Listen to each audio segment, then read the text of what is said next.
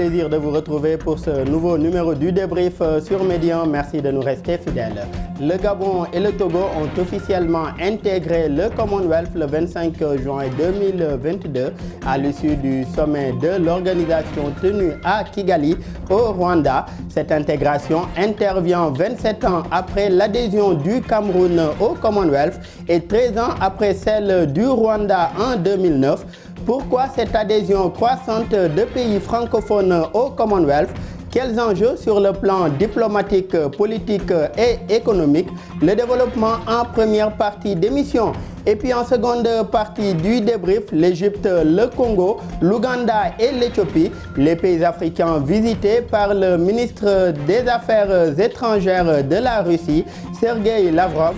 Une tournée africaine qui intervient dans un contexte de tension entre la Russie, les États-Unis et l'Union européenne à cause de la guerre en Ukraine. Est-ce une opération de charme sur le continent africain? Quels enjeux de cette tournée africaine du chef de la diplomatie russe pour l'Afrique? Le développement en seconde et dernière partie d'émission. Pour en parler sur ce plateau, nous sommes avec nos invités, M. Mamadou Sy Albert, journaliste et analyste politique. Merci d'avoir une nouvelle fois répondu à notre invitation. Merci Daouda, le plaisir est partagé. C'est toujours vraiment une fierté que je viens discuter avec vous. Et bonjour à M. Gueye. M. Seck. Et merci également M. Alassane Seck, président de la Ligue sénégalaise des droits humains, d'avoir une nouvelle fois accepté notre invitation. C'est moi qui vous remercie, Daouda. Je remercie Médian TV. Je remercie Daouda Sow, qui a été toujours un jeune très, entrepreneur, et tout à fait dans son rôle de grand journaliste actuellement à TV1, à Médian TV. Donc je le remercie sincèrement pour sa énième invitation. Je vous remercie également pour cette générosité intellectuelle-là. Déjà, quelle lecture faites-vous de l'intégration de ces deux pays, jadis francophones, en tout cas toujours francophones, de ces deux pays francophones qui ont intégré en juin 2022 le Commonwealth? C'est vrai qu'on peut le constater, pour peut-être apprécier, on peut dire, en imaginant que ça peut être une opportunité pour ces pays-là d'avoir donc une occasion. Peut-être sur le plan économique, surtout moi je pense à l'économie, je pense un peu plus à la diplomatie politique. On peut penser, on peut soupçonner que bon, c'est vrai que c'est l'ère du temps que les anglo-saxons sont un peu plus pragmatiques. Dans l'histoire du monde, les anglophones, les anglo-saxons, l'Angleterre, les États-Unis, l'anglais tout court, donc, a presque prédominé le monde. De ce point de vue, si on compare la francophonie avec près de quinzaine d'États, comparé au Commonwealth qui a autour de 54 États, et 56 maintenant donc, vous voyez, donc le compte est bon, et déjà indicatif que c'est pour des enjeux économiques plus que autre chose pour que ces gens puissent avoir des occasions, des opportunités d'affaires qui permettraient à ces pays d'émerger davantage par rapport aux autres associations, aux autres plateformes. Et d'ailleurs, pour ce qui est de ces enjeux, pour les autorités togolaises, l'adhésion du Togo est motivée par le désir d'étendre son réseau diplomatique, politique et économique, vous l'avez rappelé tout à l'heure, et de se rapprocher du monde anglophone. Le président Ali Bongo, pour sa part, lui a fait savoir que cette adhésion permettra à son pays, le Gabon, d'ouvrir un nouveau chapitre de son histoire à de nouvelles opportunités sur les plans économiques, diplomatiques et culturels. Est-ce que cela ne témoigne pas aussi d'une certaine insatisfaction des pays concernés par rapport au modèle francophone de développement? Absolument, c'est le cas de le dire. On a toujours dit que la francophonie, comme on a pu le constater nous avec l'avènement du président Abdou Diouf pendant peut-être une bonne dizaine d'années, que la francophonie n'a pas fait. Comparé un peu au Commonwealth, la francophonie n'a pas fait ce qu'a fait le Commonwealth sur le plan donc, de la solidarité donc, entre États, ensuite sur le plan de l'évolution ou j'allais dire de l'élargissement du pays adhérent par rapport à ses intérêts. On n'a pas vu cette activité forte. Déjà que la francophonie, c'est environ 300 millions aujourd'hui de population, alors qu'à côté, le Commonwealth, c'est 2,5 milliards. N'est-ce pas? Donc tout ça pour indiquer que c'est des opportunités, c'est ce qu'on appelle une adhésion opportuniste et tout à fait justifié que les gens puissent aller vers donc, les endroits ou les plateformes qui donneraient plus de garanties, beaucoup plus de comment dire, d'évolution. Les gens veulent évoluer, veulent émerger. Et surtout, si vous faites le compte, on imagine tout de suite que la francophonie donne moins de garanties que le Commonwealth par rapport à l'évolution d'un pays donné. Et on reste avec ce Commonwealth-là, monsieur Si, qui est une association volontaire de 56 pays indépendants et égaux et abrite 2,5 milliards de personnes, je l'ai rappelé tout à l'heure, qui comprend à la fois des économies avancées et des pays en développement. Les racines du Commonwealth remontent à l'Empire britannique, mais aujourd'hui, n'importe quel pays peut rejoindre le Commonwealth moderne, comme on l'appelle. C'est d'ailleurs pour cela qu'on a vu le Gabon et le Togo l'intégrer dernièrement. Selon vous, pourquoi cette expansion accrue du Commonwealth? À l'origine, c'était les anciennes colonies britanniques, mais de plus en plus aujourd'hui, l'organisation est ouverte à tout État ou bien tout État avancé ou bien en développement qui voudrait intégrer l'organisation. Bon, je crois qu'il y a plusieurs facteurs. Le premier, il est d'ordre stratégique. Le Commonwealth, c'est une communauté, comme vous dites, assez dynamique sur le plan politique et économique. Et l'Angleterre a su se retirer de ses anciennes colonies mieux que la France. Il y a un modèle américain qui a influencé le modèle anglais. Donc, quelque part, les pays africains, francophones, se rendent compte, après des décennies d'indépendance, le modèle français, le modèle colonial, post-colonial français, n'a pas réussi sur le plan politique et économique. Donc, il y a un bilan qui ne dit pas son nom, que les pays africains constatent un retard, surtout sur le plan politique et économique, et évidemment sur le plan culturel. C'est ça qui explique l'influence du Commonwealth, parce que l'Angleterre est un partenaire stratégique des États-Unis. Et si vous regardez la configuration de la gouvernance mondiale, aujourd'hui, le modèle anglophone est dominant. C'est à la limite, c'est le modèle standard des institutions de financement des États-Unis. Même les pays européens s'alignent sur le modèle anglophone. Les anciennes colonies indépendantes tirent la conclusion que les pays anglophones se développent mieux et plus. Il y a une meilleure organisation de l'État, il y a des politiques de développement, il y a plus d'opportunités. Et en plus, comme vous dites, le marché est beaucoup plus dynamique et plus innovant. C'est cette évaluation que les pays africains ont fait de la relation avec la France. Et bon, on le voit aussi, malgré les politiques d'ajustement, malgré la bonne gouvernance, les francophones n'avancent pas. Il n'y a pas d'avancée démocratique, il n'y a pas d'avancée du marché, il n'y a pas de développement au bout du compte. Donc il y a un essoufflement du modèle francophone qui fait que, par exemple, le Rwanda a été l'exemple typique d'un pays africain qui a su s'intégrer au Commonwealth. Et on va d'ailleurs revenir sur cet exemple du Rwanda là. Aujourd'hui, la Grande-Bretagne, un pays qui a quitté l'Union européenne à la suite du Brexit, aujourd'hui qui renforce également son expansion en Afrique, au-delà même de la francophonie. Est-ce que cela ne risque pas aussi de créer un duel Commonwealth-Union européenne? Mais bien sûr, l'Union européenne est également très présente dans plusieurs projets de développement ou bien d'accompagnement de processus politiques sur le continent africain. Je crois que, bon, si nous prenons notre partenaire historique stratégique, la France est consciente qu'elle n'a plus l'influence qu'elle avait. Elle n'a plus également les moyens politiques et économiques pour garder son giron traditionnel. La France est en train de se réajuster depuis une dizaine d'années. Macron, je pense, ouvre une perspective, en tout cas une issue à la France et à l'Europe. Et la France s'appuie sur l'Union européenne. Donc on va vers un conflit entre le modèle français qui est obligé de s'adapter et l'Union européenne. La France joue sur les deux leviers.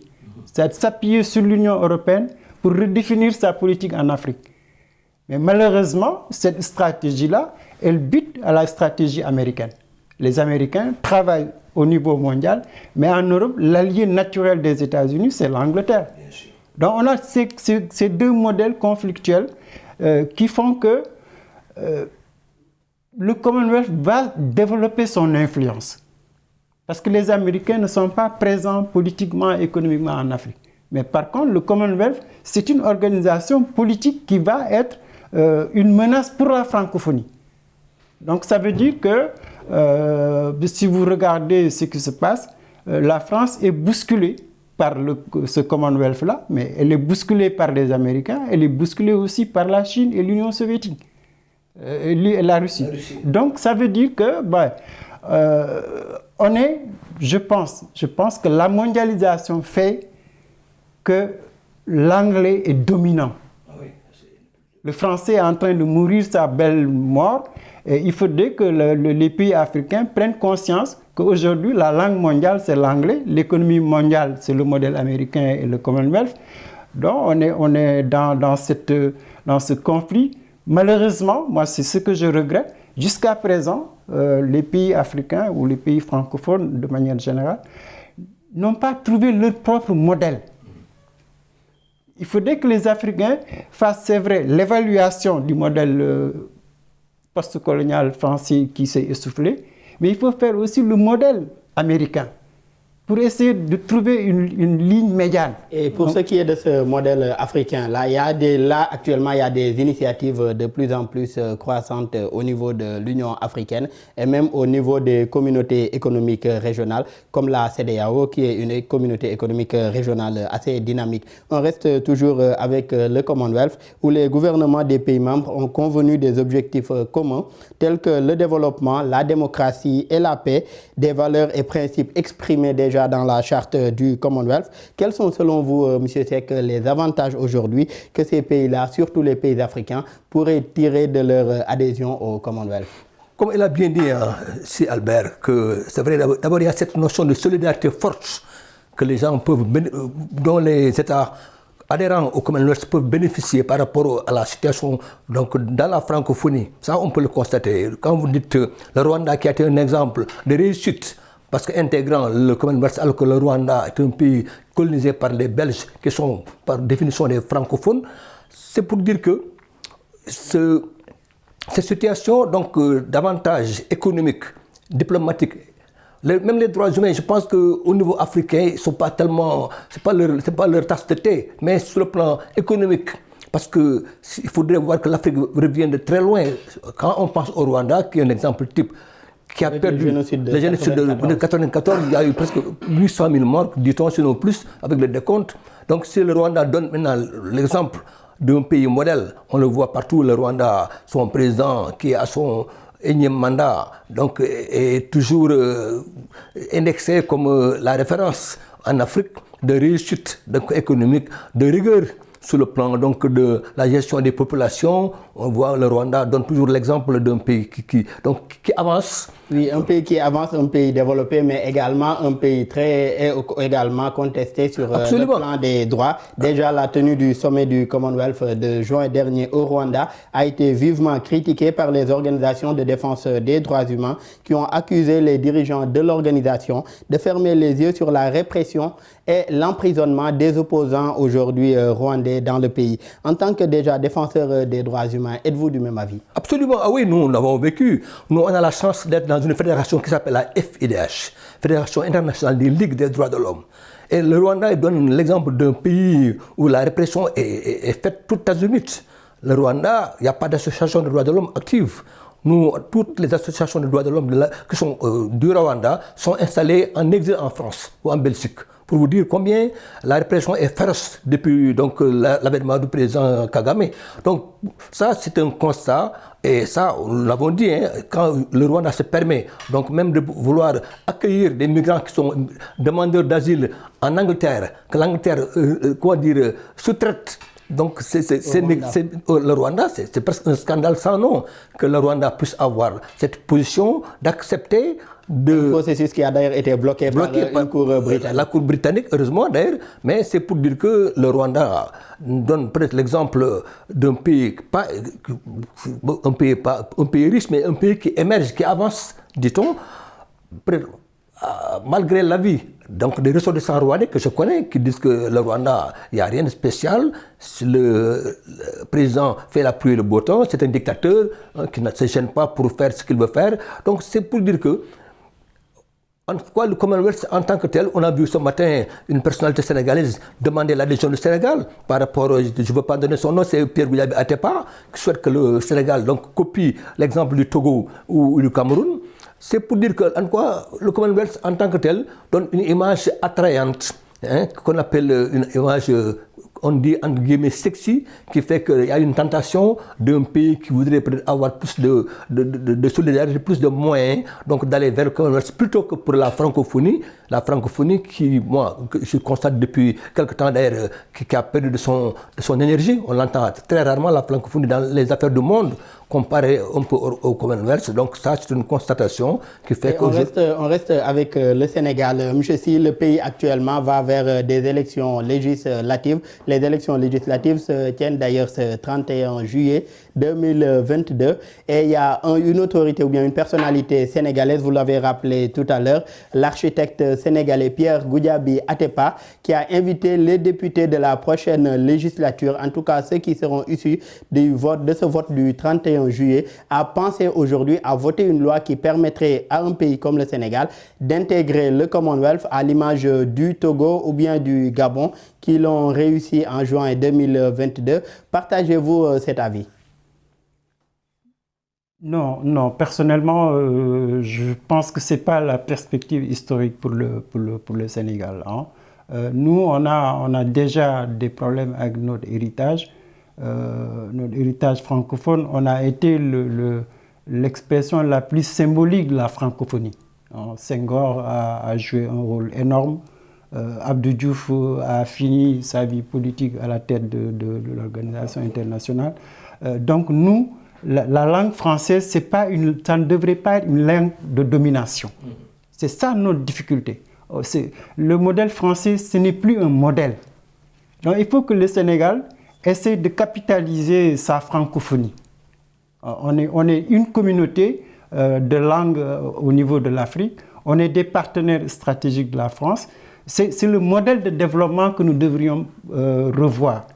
Comment un pays comme le Sénégal pourrait capitaliser sa francophonie avec ce modèle de développement à revoir là, comme vous le dites? Mais c'est la souveraineté politique et économique. Aujourd'hui, la France se bat pour sa souveraineté politique et économique dans l'espace européen.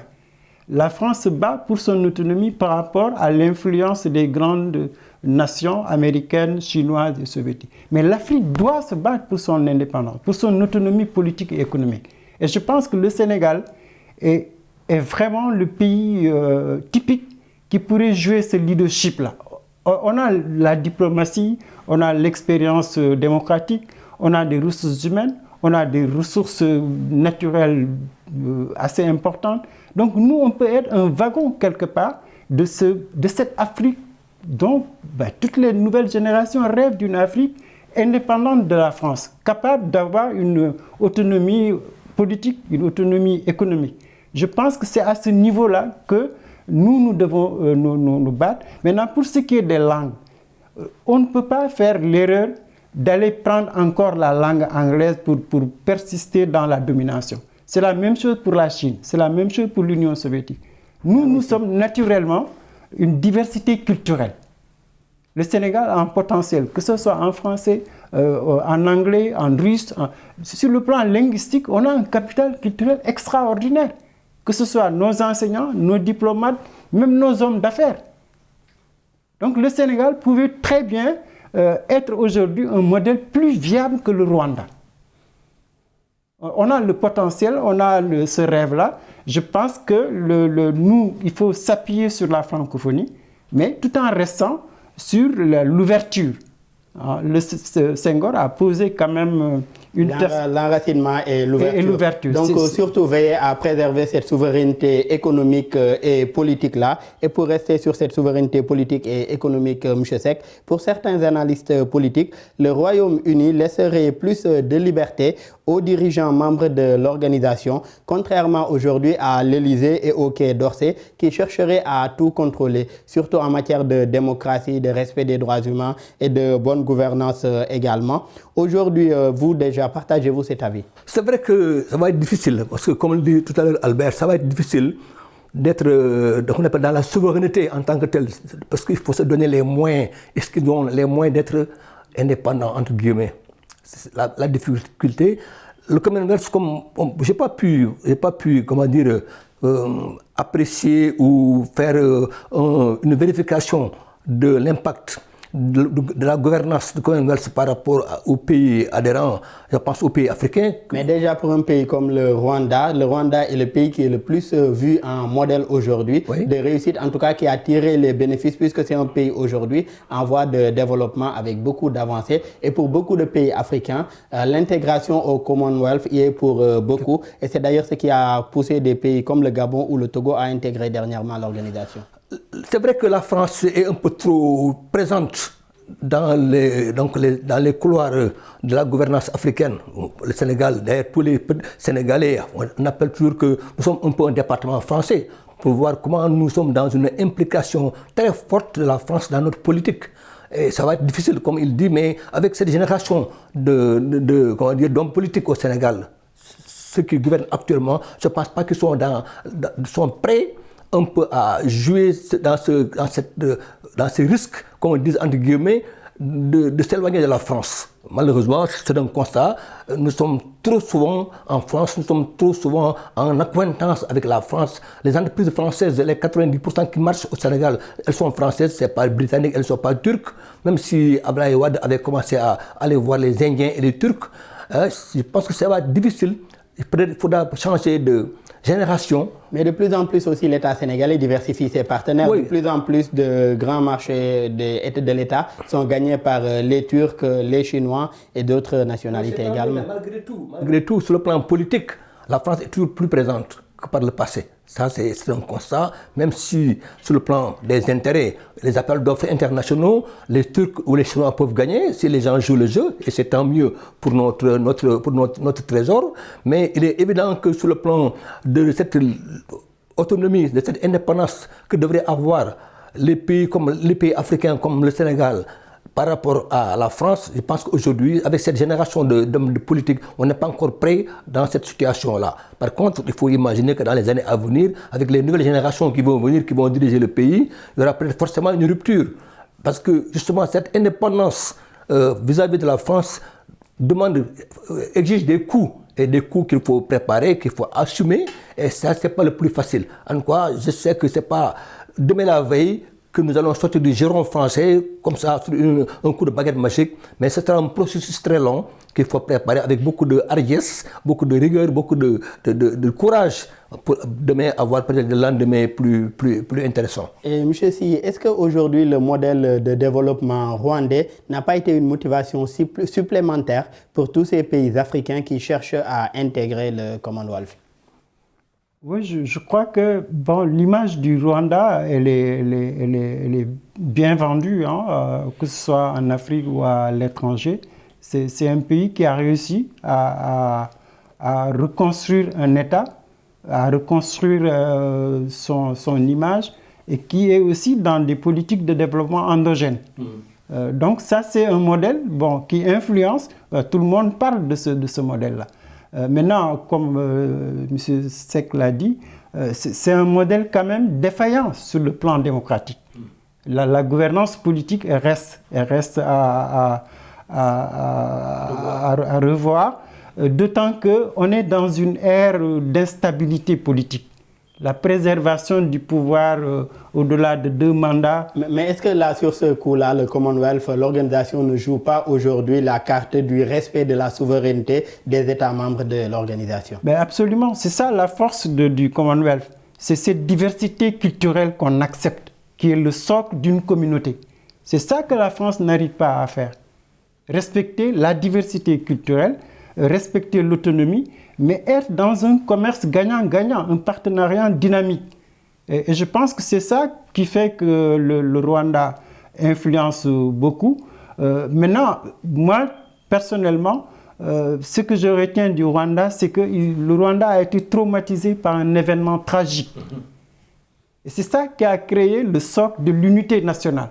Personne ne va s'amuser pour saper cette unité-là, reconquis avec d'énormes difficultés, d'énormes souffrances. Les populations n'ont pas envie de revivre la situation de 1994. Et aujourd'hui, pour le cas de la France aujourd'hui, l'expansion croissante aujourd'hui, ou bien le fait que beaucoup de pays aujourd'hui francophones cherchent à intégrer le Commonwealth, selon vous, est-ce une perte de l'influence de la France sur le continent africain ou bien juste des partenaires supplémentaires? Déjà, je rappelle que de plus en plus, certains pays africains cherchent à réviser aujourd'hui leur partenariat avec l'ancienne métropole. C'est vrai que l'opinion publique française est très forte et très influente sur la politique donc, du gouvernement français. Et ça peut comparer un peu donc, au Commonwealth. La France, sur le plan de l'opinion publique, est plus influente sur son gouvernement que les anglophones. Ça, c'est un constat. Ensuite, ces liens historiques qui font qu'aujourd'hui, il y a des accointances très fortes entre donc, les partis politiques dominants à l'époque, le Parti socialiste français, le Parti socialiste français et sénégalais. Et beaucoup de rapprochements ont été faits dans l'histoire du Sénégal et dans l'histoire même des relations entre le Sénégal et la France. Mais il est évident qu'aujourd'hui, les gens, peut-être comme vous l'avez dit, par option, parce que si on compare un peu les deux fédérations ou les deux associations globales d'États, on pense que tout de suite, comme vous l'avez dit, le Commonwealth qui regorge de 2 milliards de... Déjà là, le Commonwealth par-ci, la francophonie par-là. À côté de cela également, de plus en plus des grandes puissances, à l'image de la Russie, cherchent aujourd'hui à renforcer leur partenariat avec les pays africains. Dernièrement, le ministre russe des Affaires étrangères a mené une tournée africaine à cet effet. Ce sera la thématique en seconde partie d'émission.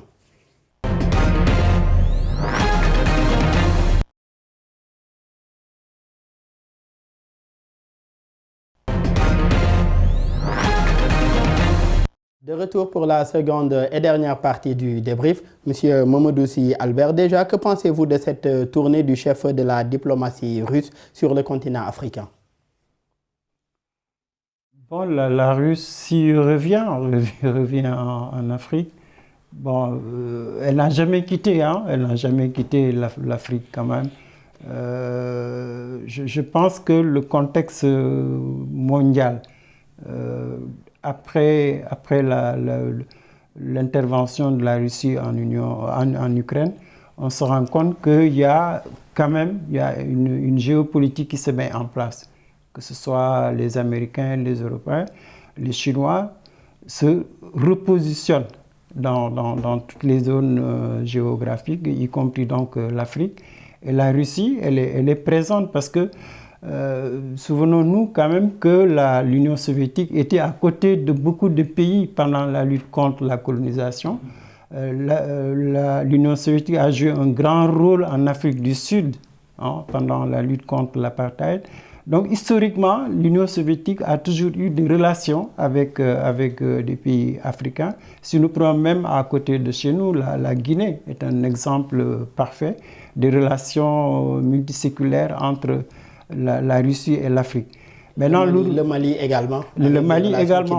Même le Sénégal, l'ancien président du Conseil, du Conseil, Mamadou Dia, a fait des visites en Union soviétique. N'oublions pas aussi que l'Union soviétique a formé beaucoup de cadres sénégalais. Donc la Russie, elle a toujours été là dans des combats politiques contre le modèle français en général et en particulier contre les Américains. Donc c'est ce capital-là que la Russie est en train de reprendre. Maintenant, elle se positionne sur le plan économique. Il ne faut pas aussi que les Africains perdent de vue que la Russie actuelle, elle cherche à développer son économie dans le secteur minier, dans le secteur stratégique. Mais sur le plan militaire également, la Russie, elle est de plus en plus présente au-delà de la diplomatie, du renforcement des forces de sécurité. On voit aujourd'hui la Russie créer des structures privées qui interviennent sur le plan militaire au niveau de l'Afrique. Donc la sécurité, l'économie, c'est ça le soubassement de la diplomatie de la Russie.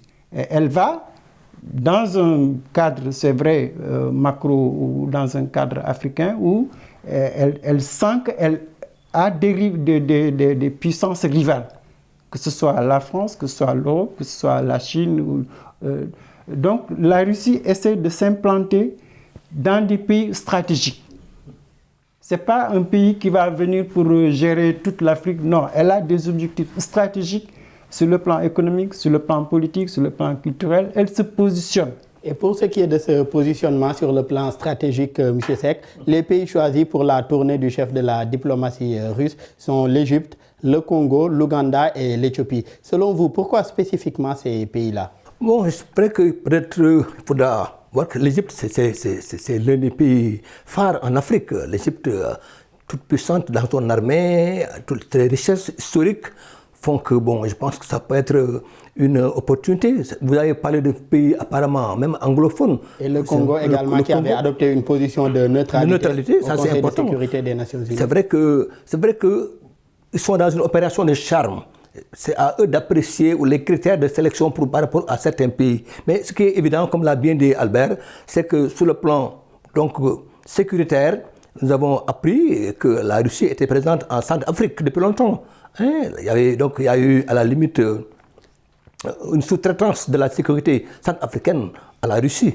Et le contingent russe a d'ailleurs permis au président centrafricain Touadéra de reprendre beaucoup de localités qui étaient contrôlées par les rebelles. Absolument. Aujourd'hui au Mali, on le voit on le constate que la France a été à la limite remplacée par la Russie avec ses armées privées, comme on dit. Aujourd'hui, la Russie reprend du poil de la bête. Elle a peut-être montré sa puissance à l'Union européenne et aux États-Unis. Aujourd'hui, le Sénégal a besoin même de la Russie pour le céréal. Malheureusement, nous sommes arrivés encore à dépendre sur le plan alimentaire des pays aussi éloignés que l'Ukraine ou la Russie. Donc aujourd'hui, le président Macky Sall est allé à la limite charmer ou négocier humblement avec la Russie pour avoir le droit d'avoir à récupérer le blé exporté par l'Ukraine. Aujourd'hui, parce qu'ils ont ils ont signé avant-hier des accords qui permettent de donner à la Russie d'exporter le blé vers les pays africains. Tout ça montre déjà cette position puissante de la Russie par rapport au monde. Et on reste sur ce conflit russo-ukrainien. Déjà, avec ce conflit actuel, les conséquences pèsent lourdement sur les pays africains en termes de renchérissement des coûts de produits de première nécessité, comme les hydrocarbures et les céréales que vous avez rappelé tout à l'heure. Cette tournée aujourd'hui pourrait-elle être l'occasion pour les pays visités de renforcer aujourd'hui le plaidoyer, un plaidoyer qui a d'ailleurs commencé avec le président de la conférence des chefs d'État et de gouvernement de l'Union africaine, le président Macky Sall, et le président de la commission également, Moussa Faki Mahamat. Est-ce que cette visite pourrait permettre à ces 4 pays aujourd'hui visités de renforcer ce plaidoyer-là aujourd'hui pour la libération aujourd'hui de ces produits dont dépendent beaucoup de pays africains? Ça devrait être le but recherché, qu'il y ait beaucoup plus de contacts plus intimes, plus proches, qui font qu'aujourd'hui, qu'ils puissent avoir une action rapide. Parce qu'aujourd'hui, comme le temps presse, la guerre commence à durer, ça a déjà fait 6 mois. Donc il est urgent que tout soit débloqué, mais qu'il n'y ait pas de conséquences néfastes par rapport aux pays africains qui sont menacés au niveau interne. Parce que si les populations commencent à gronder, comme c'est le cas, tout est cher maintenant dans les pays africains, parce que tout est importé, tout était importé, maintenant tout est bloqué. Et quand c'est bloqué, c'est des menaces de famine, des menaces de mécontentement des populations. Et donc, il est urgent que les États africains puissent parachever leurs négociations et arriver à acquérir le matériel. Je pense aux aliments, je pense au blé, je pense aux hydrocarbures qui sont indispensables parce que le Sénégal pour l'instant n'a pas encore commencé à exploiter ni son gaz ni son pétrole. Donc il est urgent qu'on continue à être alimenté par les pays comme la Russie, comme l'Ukraine. Et M. Seck qui a annoncé tout à l'heure l'accord qui a été signé entre la Russie et l'Ukraine en Turquie sous l'égide des Nations Unies. Mais est-ce que le bombardement aujourd'hui par l'aviation russe, un bombardement en tout cas présumé puisque l'Ukraine accuse l'aviation russe d'avoir bombardé l'un des principaux ports ukrainiens d'exportation des marchandises, est-ce que cela ne risque pas de constituer un nouveau blocage par rapport à la libération des céréales aujourd'hui pour les pays africains? Je crois je crois qu'aussi, il ne faut pas que l'opinion internationale se trompe. La Russie est en guerre contre l'Ukraine, elle ira jusqu'au bout. C'est ça, il ne faut pas penser que la Russie va s'arrêter à mi-chemin. En si bon chemin. Ils vont aller jusqu'au bout. Maintenant, probablement, il y aura une répartition de l'Ukraine. Peut-être que les Nations Unies vont finir par mettre tout le monde autour d'une table si ces négociations aboutissent. Ça veut dire simplement que on est parti pour une redéfinition des relations internationales. Il faut que les Africains se projettent dans cette perspective-là. Il y a une géopolitique qui se met en place. La Russie se positionne, on l'a dit tout à l'heure à travers son ministre des Affaires étrangères. On l'a vu également avec la Chine. Le rapprochement entre la Russie et la Chine va se poursuivre sous des formes peut-être qu'on n'imagine pas. Ils trouveront une entente contre les États-Unis. Une rencontre s'est dernièrement tenue entre Vladimir Poutine, le président russe, celui iranien et également le président turc Recep Tayyip Erdogan. Absolument. Donc ça veut dire que même les indicateurs des bailleurs de fonds montrent que la crise économique, elle va s'installer. Pendant peut-être 1 an, 2 ans, on va rester dans un cycle de crise économique. Donc l'Afrique va subir cette guerre sur le plan militaire, sur le plan politique, mais sur le plan économique, il ne faut pas qu'on imagine que la Russie va rester docile par rapport aux sanctions. Elle va réagir par rapport à l'euro. Elle fera tout pour subir moins la pression des sanctions.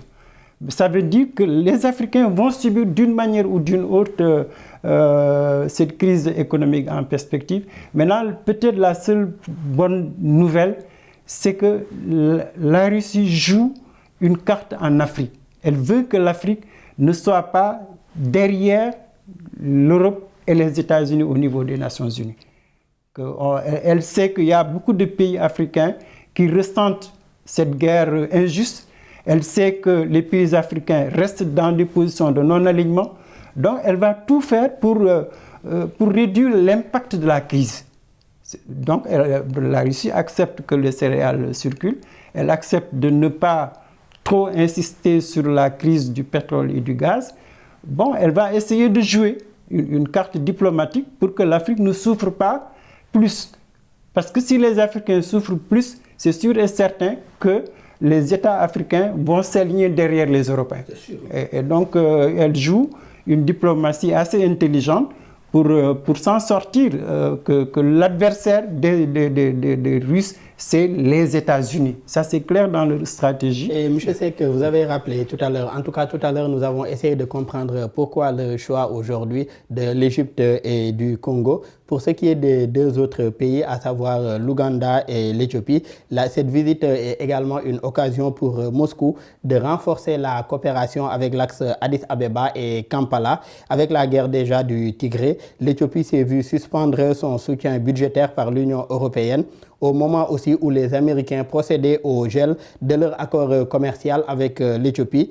La même chose également a été vécue par l'Ouganda, qui était accusé aujourd'hui de problèmes de violation des droits de l'homme. Mais est-ce que de telles décisions des Américains et de l'Union européenne ne poussent pas davantage des pays africains aujourd'hui à s'orienter vers la Russie ou vers d'autres partenaires comme l'Iran, la Chine et j'en passe? Moi, c'est vrai que c'est un peu la difficulté un peu de la diplomatie sur le plan même mondial. Parce que si vous rejetez quelqu'un, il va aller dans les bras d'un autre. C'est le cas aujourd'hui. L'Éthiopie, c'est une centaine de millions d'habitants. C'est un gros marché. L'Ouganda, c'est aussi important en termes de population. L'Éthiopie est un pays qui a beaucoup renforcé son partenariat avec la Chine également. Actuellement, le principal créancier de l'Éthiopie, c'est la Chine. C'est vrai que l'Éthiopie est un bon marché demain pour les Russes. Si aujourd'hui les Russes constatent que l'Éthiopie est rejetée par les Américains ou l'Union européenne, mais c'est une bonne aubaine pour eux d'aller les récupérer, comme l'a bien dit Albert. Si demain au niveau des Nations Unies, il y a des votes à faire, il faudra donner des clins d'œil à ses amis. Donc ils cherchent de nouveaux amis, comme l'Éthiopie, comme l'Ouganda, comme vous l'avez dit, l'Ouganda qui a été sanctionné par les États-Unis. Donc c'est de bonne guerre, hein. C'est des politiques qu'il faut éviter là. La politique de la chaise vide, il faut être présent. il faut continuer. La Russie n'avait pas donné cette habitude que le ministre des Affaires étrangères, Sergei Lavrov, aille dans les pays africains en visite. Ça c'est rare, surtout en période de guerre actuellement. Donc c'est de bonne guerre. On peut imaginer qu'ils sont là pour faire une opération de charme, donner des clins d'œil au cas où ils auraient besoin de ces pays visités pour continuer donc à alimenter leur marché éventuellement et faire appel à eux quand au niveau des Nations Unies il y aura des choix à faire pour des votes de sanctions. Je pense que ça c'est important. Et déjà deux agendas qui se rencontrent sur le continent africain. Oui. La visite de Sergei Lavrov intervient au même moment ou bien presque au même moment que celle du président français Emmanuel Macron au Cameroun et au Bénin. Simple coïncidence d'agenda ou bien est-ce une façon aussi pour la France de contrer l'expansion de la Russie sur l'Afrique? Il faut imaginer les deux cas de figure, tout est possible. Hein. Il y a rarement de coïncidence, c'est toujours calculé. Bon, la France a besoin du Cameroun, le Cameroun c'est à la limite un allié historique. Donc même si le Cameroun, on a beaucoup à redire sur sa gouvernance, le président qui fait plus de 40 ans, on n'ose pas imaginer une opposition normale au Cameroun. Moi j'ai été au Cameroun, je connais beaucoup de Camerounais. Les associations de droits de l'homme ne sont pas très vives. Officiellement, ce n'était pas des thématiques à l'ordre du jour lors de la visite du président français. La démocratie, la bonne gouvernance, les droits humains, ce n'était pas à l'ordre du jour. Malheureusement, vous avez pu le constater. Donc, c'est des sujets qui fâchent. Et il faut éviter de fâcher le vieux chef. Donc, les gens tournent en rond, parlent des choses peut-être beaucoup plus pratiques pour eux, c'est-à-dire l'économie et tout le reste. Donc, je pense qu'aujourd'hui, on peut comprendre aisément qu'il y a les deux camps, la France. Parce que quand il a parlé hier, il a parlé d'hypocrisie des Africains. Parce que d'après Macron, les Africains n'ont pas annoncé qu'il y avait une guerre en Russie, en Ukraine. Donc pour lui, c'est ça l'hypocrisie. Le fait de ne pas accepter de dire qu'il y a la guerre en Ukraine. Le président français n'a pas apprécié aujourd'hui la position de neutralité adoptée par certains pays africains. Des pays africains qui aussi pour la plupart ont de bons rapports également diplomatiques et de partenariat avec la Russie. Aujourd'hui, M. Sy, pour ce qui est des autorités ukrainiennes, ils ont vivement critiqué le voyage de Sergei Lavrov en Afrique en ces termes.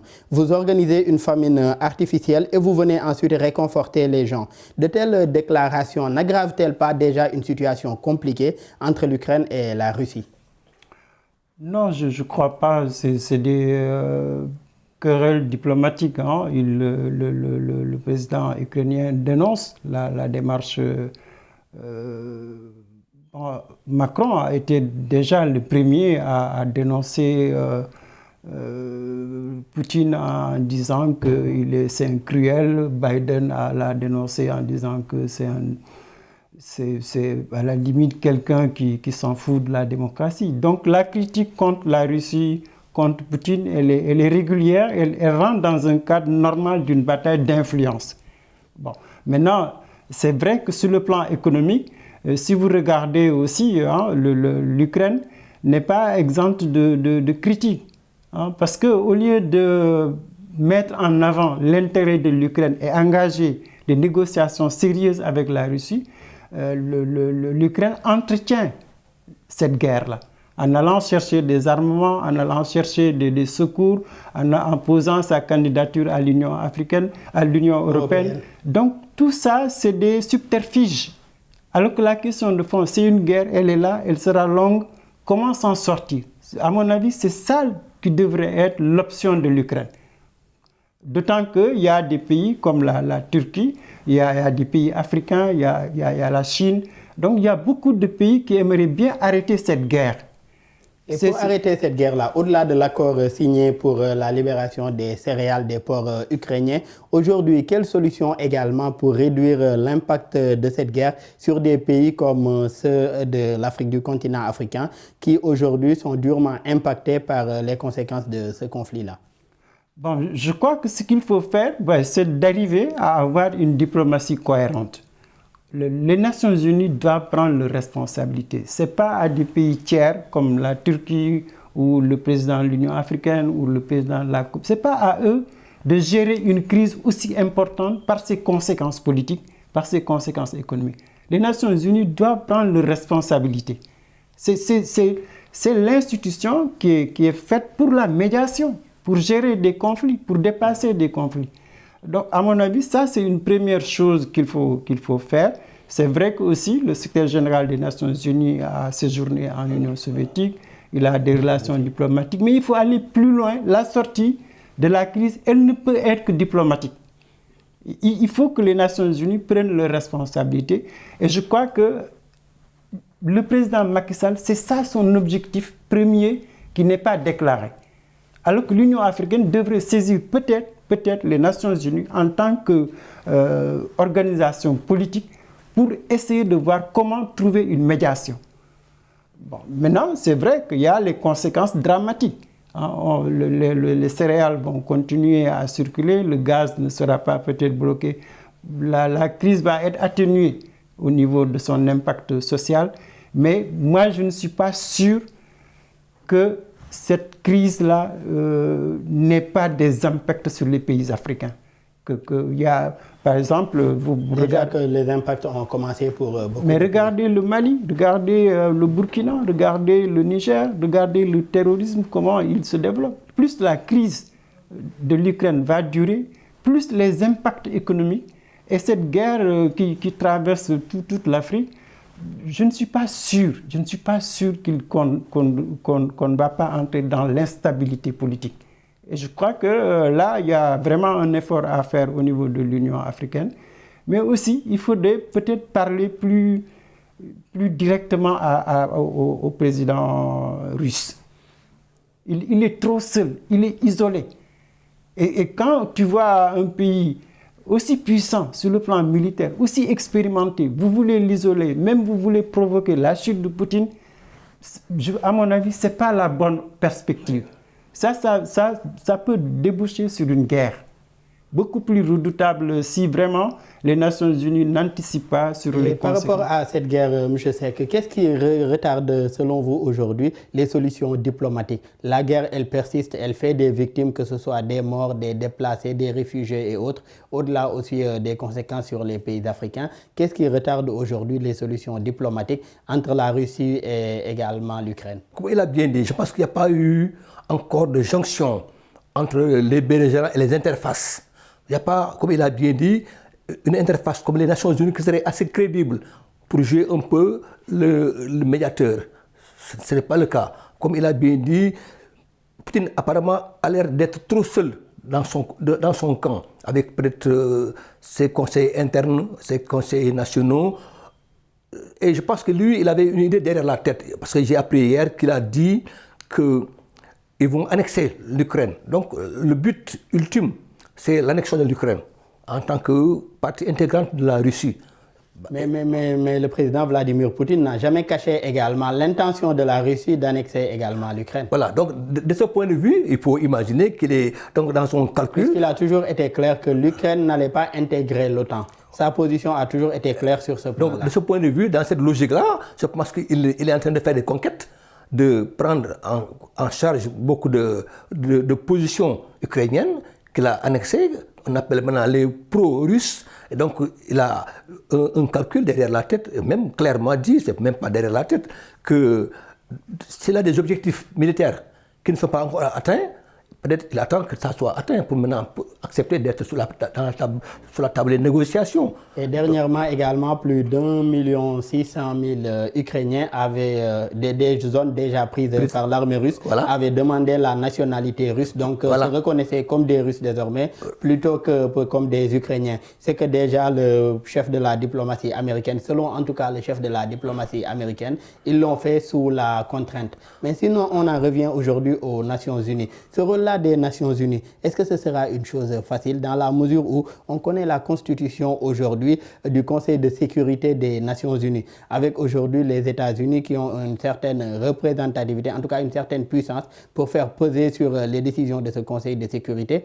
La France également avec l'Union européenne et des pays comme l'Allemagne et autres. Donc, vu la constitution même du Conseil de sécurité, est-ce que cette position des Nations Unies sera une chose facile? Absolument pas. Parce que malheureusement, comme on peut le constater, les États-Unis, ou plutôt les Nations Unies, n'ont jamais été efficaces. Quand je pense à la guerre en Israël, où il y a eu plus de N résolutions qui n'ont jamais été appliquées parce qu'il y a toujours eu un veto donc, du camp américain.